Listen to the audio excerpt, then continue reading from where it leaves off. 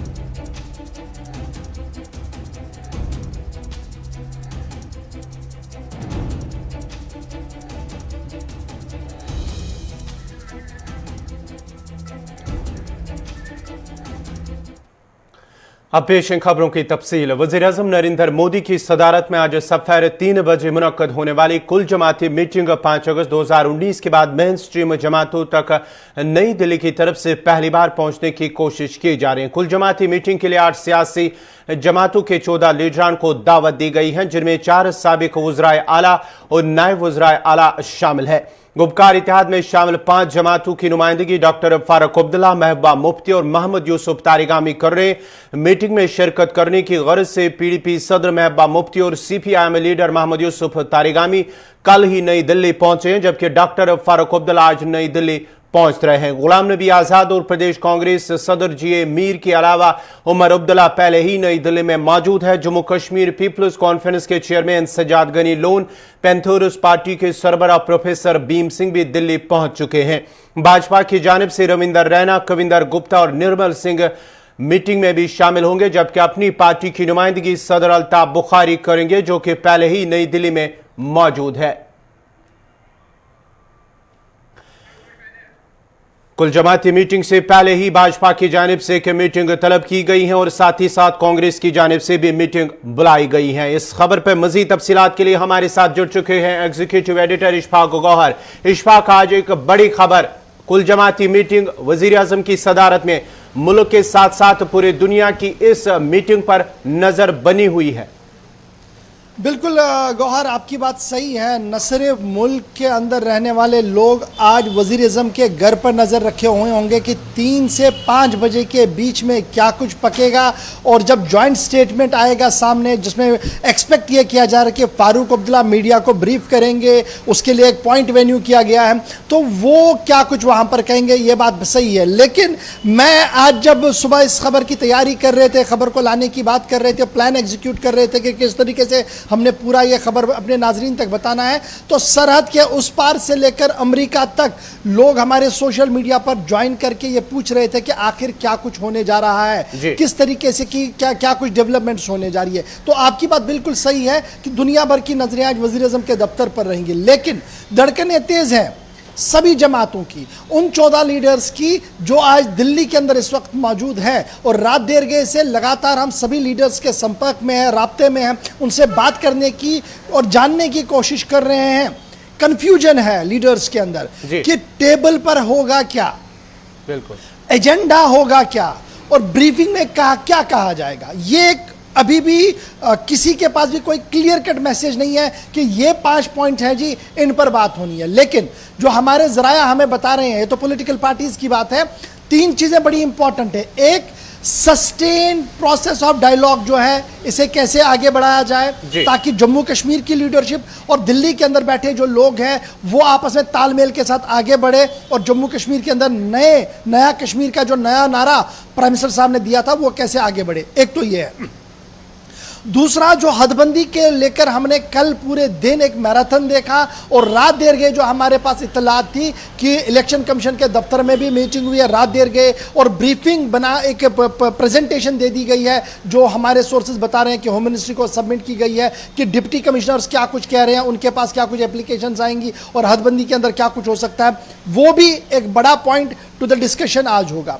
इसमें crossing across the finger जो है वो ये है कि जो हमारा पीओके के लिए जो मखसूस निशस्तें रखी गई हैं उनको डिफ्रीज करने की बातें आ रही है। लीगल पॉइंट ऑफ व्यू पर रखने वाले लोग लगातार इस बात को नकार रहे हैं कि यह पॉसिबल नहीं है जी, उससे पार्लियामेंट के रेजोल्यूशन पर फर्क पड़ेगा और जो हमारा बुनियादी मौक़िफ़ है उसमें तब्दीली आ सकती है। लेकिन कुछ माहिरीन और मुबस्सिरीन यहाँ दिल्ली के अंदर इस बात पर बज़िद है कि यह चीज़ ही होनी है। एक तो डिलिमिटेशन में जो सीटें आनी है, उसके अलावा कुछ चीज़ें यहाँ से डिफ्रीज की जाएंगी ताकि एक पोजीशन मजबूत और मुस्तहकम इतिहाद की हो, यानी बीजेपी की इतिहाद की हो। यह भी एक पॉइंट यहां पर डिस्कशन के अंदर चल रहा है। और फिर चौथी बड़ी बात है कि उसके बाद चुनाव भी होने हैं, तो चुनाव के अंदर कैसे जाया जाए, चुनाव से पहले स्टेटहुड को रेस्टोर किया जाए या चुनाव के बाद जब वजीर आजम जब सेशन वहां पर हो वहां से रेजोल्यूशन मूव किया जाए, उस रेजोल्यूशन की बुनियाद पर पार्लियामेंट के अंदर एक करारदाद लाई जाए और स्टेटहुड को रेस्टोर किया जाए। इस पर भी बातचीत जो वो होनी है। रेस्ट 370 और 35A जो है ये कहीं पर भी चर्चा में नहीं होगा और खुद बीजेपी के सीनियर मोस्ट लीडर्स जो दिल्ली के अंदर है, पॉलिसी मेकर्स हैं, उन्होंने इस बात की मना कर दिया। इस चीज पे मैं आपसे जानना चाहूंगा, स्पेशल स्टेटस की जो बात करने वाले लीडरान हैं वो इस मीटिंग का एजेंडा नहीं है और ना ही वो इस मीटिंग का हिस्सा है। आखिर जो लीडरान इसकी बात कर रहे हैं वो किस एजेंडे के तहत आज इस मीटिंग में अपनी बात रखेंगे? देखिए, स्पेशल स्टेटस को बहाल करना नेशनल कॉन्फ्रेंस भी कह रही है कि 4 अगस्त की पोजीशन को रेस्टोर करें और वो सारे कानून जो 4 अगस्त के बाद लाए गए हैं उनको जी कलअदम करार दिया जाए।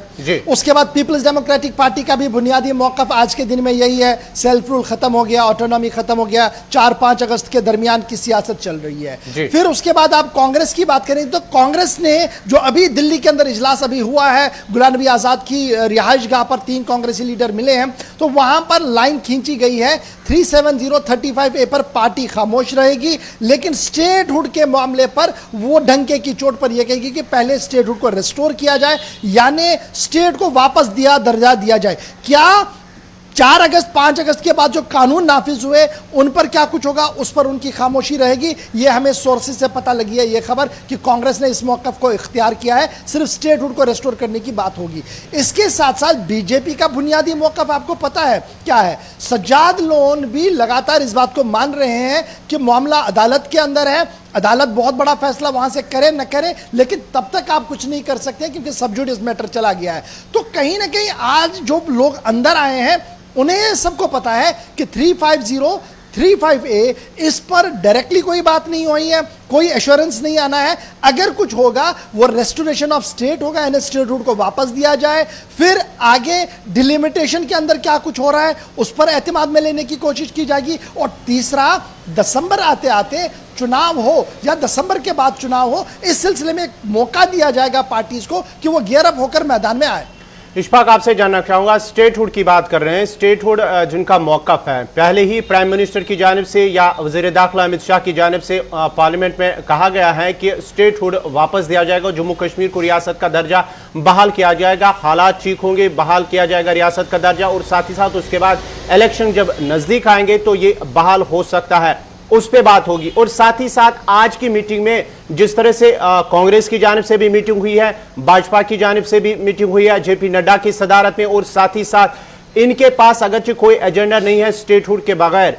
क्या हदबंदी कमीशन जो रात देर गई तक उनकी मीटिंग हुई है, हदबंदी कमीशन ने सरकार को, क्योंकि जरा से खबर मिल पा रही है कि एक टेंटेटिव रिपोर्ट जो है उनको सौंपी है, क्या उस पर बात हो सकती है? बिल्कुल जी, उस पर बात होगी। और हमारे जराया जो वज़ीर-ए-आज़म दफ्तर के अंदर है या वज़ारत दाखिला के अंदर जो बड़े जराया हैं वो लगातार इस बात को कह रहे हैं कि जनाब जब बात होगी, चूंकि एजेंडा नहीं है तो सिर्फ कप ऑफ टी पीकर प्राइम मिनिस्टर साहब तो जाएंगे नहीं। जो 30-40 मिनट का वक्त रखा गया है, कम से कम 50 मिनट का वक्त रखा गया है इस मीटिंग के लिए, तो उस 50 मिनट के अंदर सुनी भी जाएगी, सुनाई भी जाएगी, और जो सुनाया जाएगा उसमें हदबंदी भी है। क्योंकि डिलिमिटेशन को लेकर आपको याद होगा पहले नेशनल कॉन्फ्रेंस ने बैकआउट किया था, बाद में ये इशारे जरूर दिए थे कि देखिए मुल्क की रियासती मफादात को मद्देनजर रखते हुए हम शायद जाएंगे, अगर जो खुलकर अभी पत्ते नहीं खोले थे, इशारों में बड़ी चीजें क्लियर हो रही थी। तो शायद आज जब यह मामला सामने आएगा, हो सकता है इस हदबंदी के मामले कर और भी कोई यू टर्न हो, यह भी हो सकता है कि फिलहाल उसको रोका जाए, उसी तरीके से रोका जाए जैसे पहले हुआ था, लेकिन उसके बहुत कम चांसेस है। लेकिन फिलहाल जो हमारे पास है कि हदबंदी ऑन द टेबल है, उस पर डिस्कशन होनी है, स्टेटहुड को लेकर डिस्कशन होंगी, एक टाइमिंग को लेकर बात होगी, स्टेट सेंटर रिलेशनशिप को बेहतर कैसे बनाया जाए इस पर बात की जाएगी। और मुझे ये कभी इम्कान है, और जो हमारे जराया बता रहे हैं कि वज़ीर आज़म साहब का इसके बाद जम्मू कश्मीर का दौरा है, जब टनल का इनॉग्रेट होगा तो उस मौके पर कुछ बड़ी राहत जम्मू कश्मीर के लोगों को सुनने को मिल सकती है। आखिर पर इशफाक गौहर, आपसे जानना चाहेंगे, ये थी जम्मू कश्मीर के हवाले से बात। अगर हम लद्दाख की बात करेंगे, वहां पर भी उन्होंने एक नया जो है इतिहाद बनाने की कोशिश की जा रही है। वो मांग जो कर रहे हैं 6th शेड्यूल के साथ साथ ही असेंबली के हवाले से, क्या उस पर भी कोई बात होने वाली है या आने वाले वक्त में उनकी मांग जो है वो पूरी हो सकती है?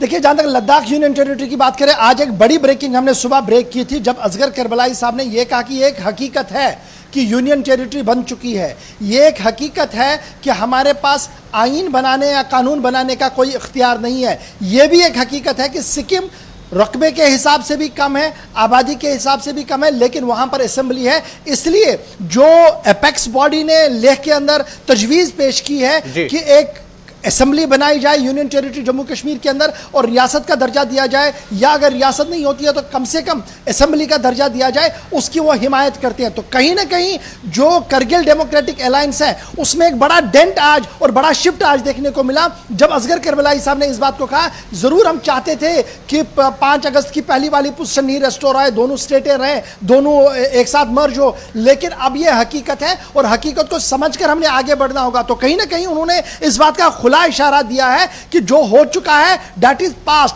फ्यूचर में क्या होगा उसमें हम एक कदम आगे बढ़ेंगे, वजारत दाखिला में भी जाएंगे और आपस में सलाह मशवरा करके इस बात को मनवाएंगे कि जम्मू कश्मीर के लिए एक अलहदा असेंबली का, लद्दाख के लिए एक अलहदा असेंबली का ऐलान हो, उसी तर्ज पर जिस तरीके के सिक्किम के अंदर हो, और वो सारे इख्तियारात दिए जाए उन्हें जो उस रियासत को हासिल है। बहुत बहुत शुक्रिया इशफाक गौहर आपका। ये थे एग्जीक्यूटिव एडिटर इशफाक गौहर, बात कर रहे थे वजीर आजम नरेंद्र मोदी की सदारत में जहां नई दिल्ली के अंदर कुल जमाती मीटिंग होगी, जिनमें 14 लीडरान 8 सियासी जमातों के 14 लीडरान इस मीटिंग में शिरकत करेंगे। साथ ही साथ 4 वज़राए आला और नायब वज़राए आला भी इस मीटिंग में शामिल होंगे। इससे पहले ही जिस तरह से स्टेटहुड की बात की जा रही है, उससे पहले मीटिंग से, कुल जमाती मीटिंग से पहले ही कांग्रेस की जानिब से एक मीटिंग बुलाई गई है और साथ ही साथ भाजपा की जानिब से भी मीटिंग बुलाई गई है जेपी नड्डा की सदारत में। कांग्रेस की जानिब से जहां मीटिंग हुई, इस सिलसिले में जीए मीर इस मीटिंग से कबल ही उन्होंने बात की है, वो क्या कुछ कह रहे हैं पहले वो सुनते हैं। सबसे बड़ा फैसला है कि हम इस मीटिंग को अटेंड कर रहे हैं। प्राइम मिनिस्टर ने बुलाई है जम्मू कश्मीर के बारे में, और कांग्रेस ने हर लेवल पर इस पर डिस्कशन किया और अल्टीमेटली हाईएस्ट लेवल मीटिंग में ये डिसाइड हुआ है कि 3 मेंबरी टीम हमारा उस ऑल पार्टी मीटिंग में जाएगा। तो अब अगले साइड एजेंडा क्या होगा वो तो प्राइम मिनिस्टर साहब ही बता पाएंगे। हम तो जम्मू कश्मीर के लोगों के जो जज्बात है, जो परेशानियां हैं, उसको रिप्रेजेंट करने की कोशिश करेंगे, चाहे वो पॉलिटिकल है, इकोनॉमिकल है और दूसरे इश्यूज़ है जो लोग वहाँ कन्फ्रंट कर रहे हैं, जिससे वो जूझ रहे हैं, तो उसको हम रिप्रेजेंट करने की कोशिश करें। सर, धारा 370 के बारे में क्या बात हो सकती है, 35 के बारे में देखेंगे ना एजेंडा क्या है वहाँ पर, वो तो एजेंडे के मुताबिक चलेंगे। ये थे कांग्रेस के लीडर जीए मीर। इस सिलसिले में मीटिंग से कबल ही उन्होंने जो है बयान दिया है कि जो एजेंडा उस मीटिंग के लिए होगा उस पर देखते हैं, उसके बाद ही मजीद बात होगी। इस सिलसिले में प्रोफेसर भीम सिंह भी जो मीटिंग से पहले उन्होंने बात की है, वो क्या कह रहे हैं पहले वो भी सुनते हैं। और मोदी जी दर्द निवारण हैं और वो क्या करेंगे उस दर्द को दूर करने के लिए। बात ये होगी एजेंडा हमें आया ही नहीं है, बुलाया जरूर है मोदी जी ने, और ऐसा लगता है कि मोदी जी ने बड़ी जुट के साथ बुलाया है और पहला इनिशिएटिव लिया उन्होंने एज ए प्राइम मिनिस्टर। में देखता हूँ 7 सालों में कि जम्मू कश्मीर के लीडरों को बुला लिया।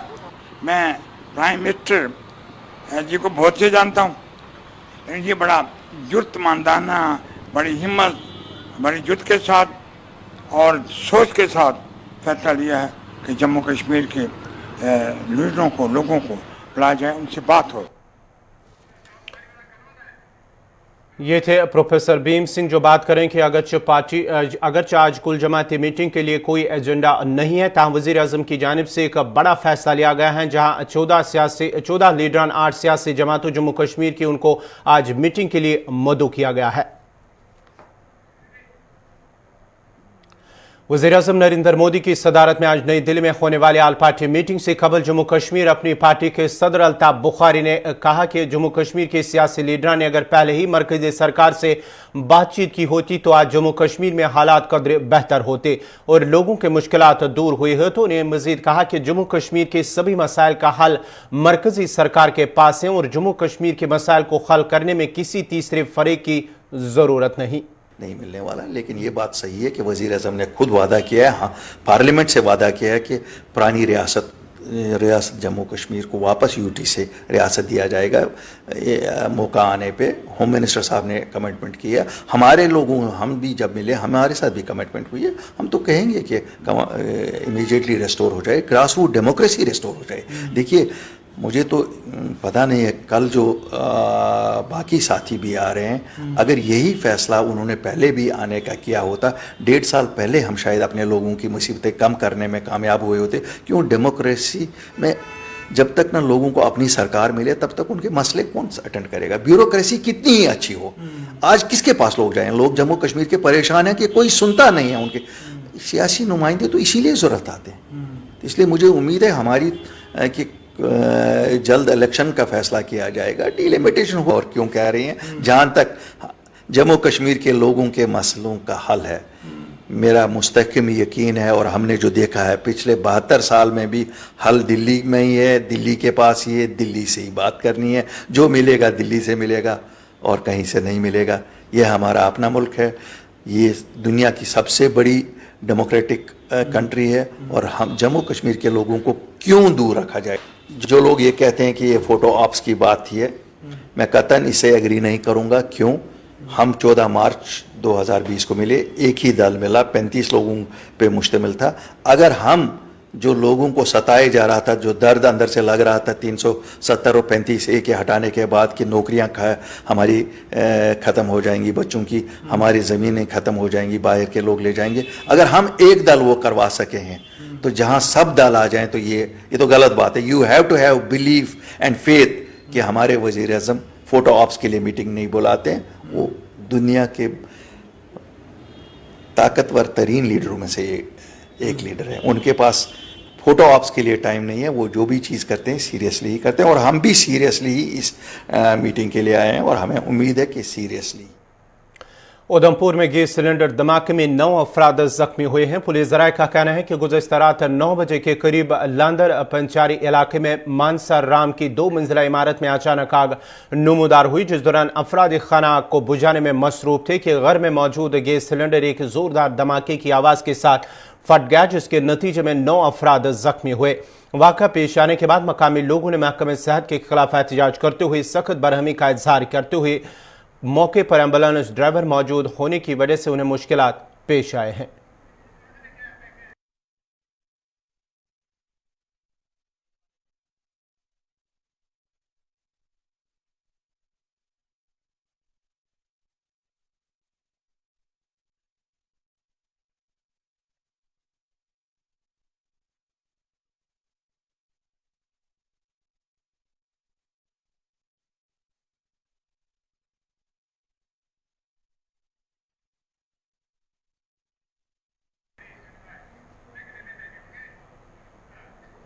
जम्मू कश्मीर में कई ऐसे मंसूबे हैं जो हुकूमत ने हाथ में लिए, ताहम वक्त गुजरने के साथ साथ उन मंसूबों को किसी न किसी वजह से छोड़ दिया गया है। इसी तरह का एक मंसूबा जब शुरू किया गया तो लोगों को एक उम्मीद की किरण नजर आई कि बरसों पुरानी मांग पूरी हुई और अब वो दर दर की ठोकरें नहीं खाएंगे। लेकिन लोगों को ये पता नहीं था कि यह मंसूबा मुस्तकबिल में उनके लिए दर्दसर बनने वाला है। पेश है इस सिलसिले में ये रिपोर्ट।